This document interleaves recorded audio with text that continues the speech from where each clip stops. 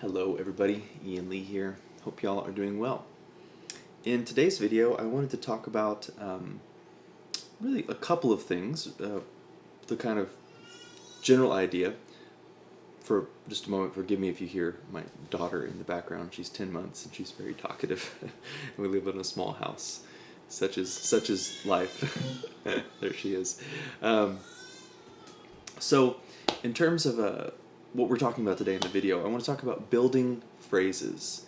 But within that as well, I want to talk about just how we can learn from really anyone, any situation, in any moment that arises in our musical lives. There's always so much to learn. And if we can remain open to these situations and what others are giving to us, I think we're just setting ourselves up for so much success, joy, humility, and just being in the process of this. And so I say all these things equally as much for myself as I do for anybody watching the channel. Now, I have a student that is younger, and he's wanting to learn swing and jazz guitar, specifically more in the realm of Western swing, but for me it all comes from the same place. I play Western swing, I play jazz. It's all the same harmonic context, the same great improvisational ideas, etc.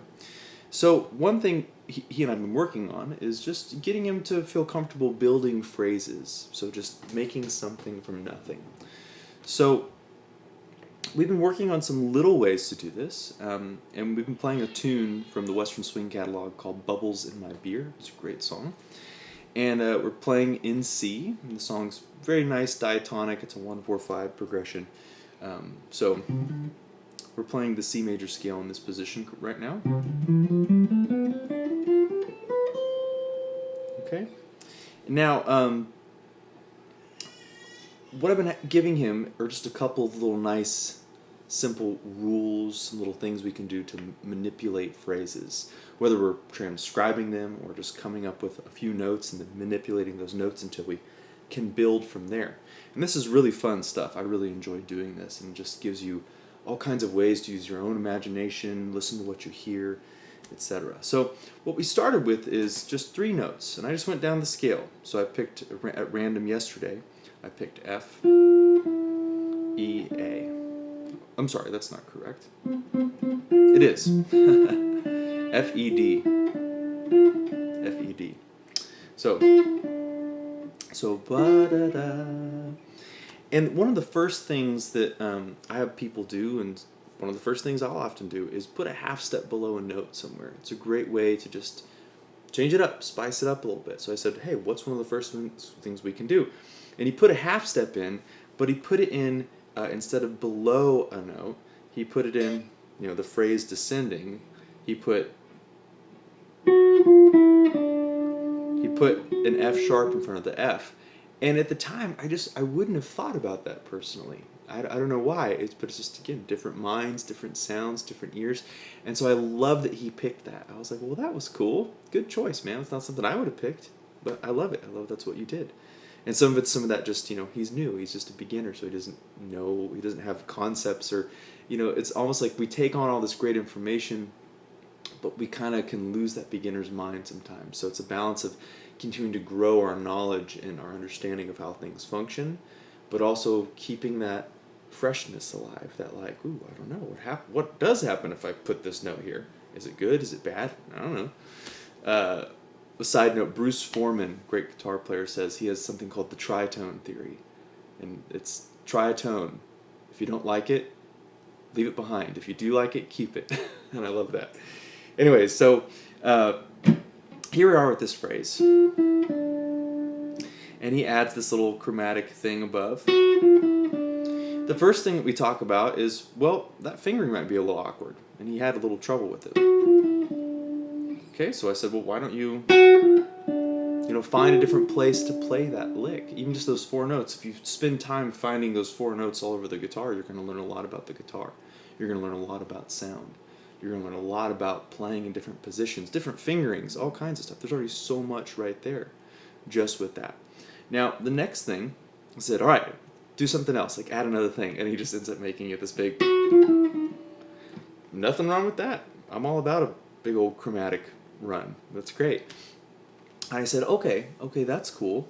And at the time I thought about this Barry Harris idea, where if you're going chromatically down or up a scale, and you come across two notes in the scale that don't have a half step between them. So in this instance, when we go F to E, they don't have a half step between them. So we have...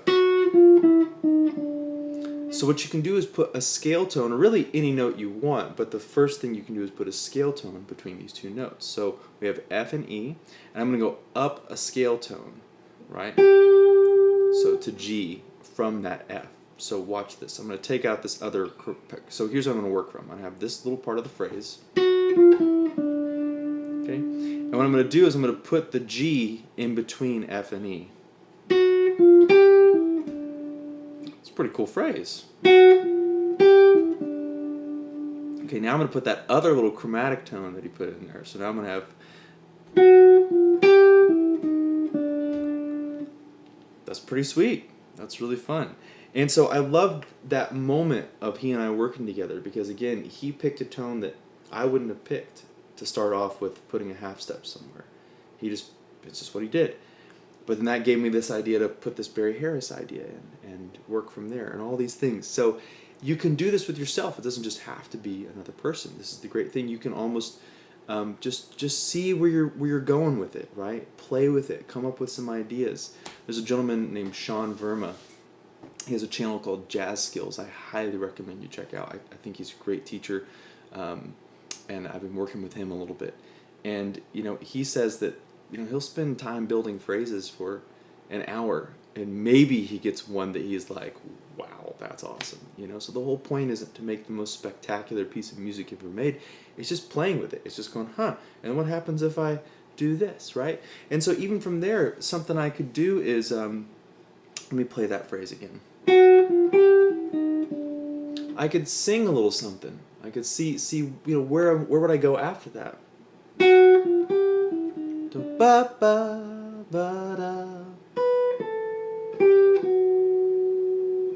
That's cool. So again,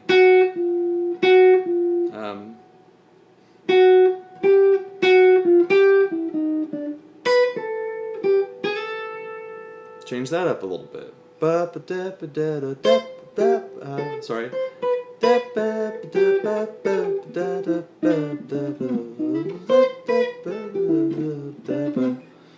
You can just kind of take off from the phrase, or you can keep building an idea.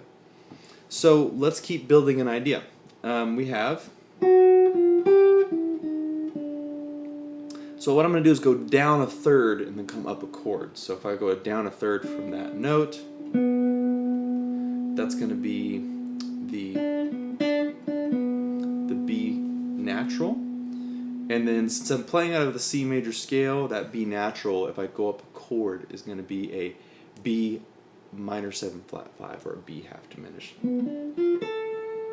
So here's the phrase if I do it like that. Let's see. Sorry.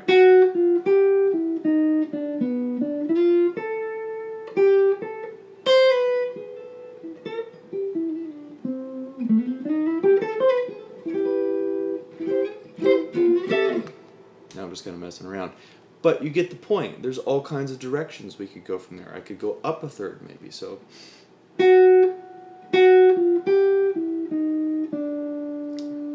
then I have to go back to that note, and then I could play maybe up an F triad. So let's try that. So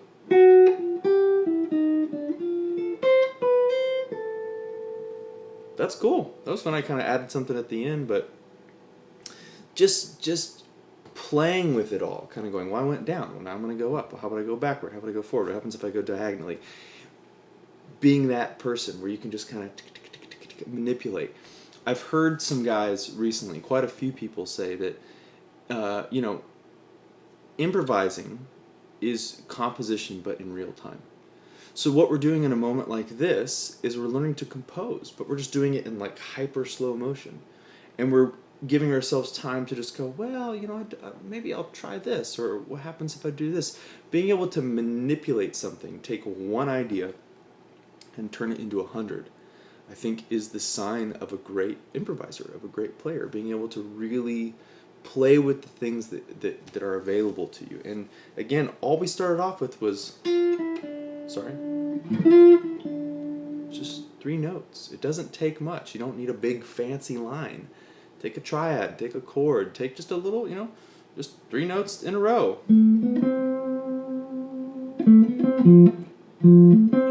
What can I do with that? Instead of going, well, that's not very cool, that's not very, that's just not that bird lick, it's not, Parker wouldn't have done that, but it's like you have to start simple and you have to keep things simple. Because I think out of that, a lot of great things can occur. So, I hope you all enjoyed that. I know I enjoyed making this video, and we'll talk soon. Thank you.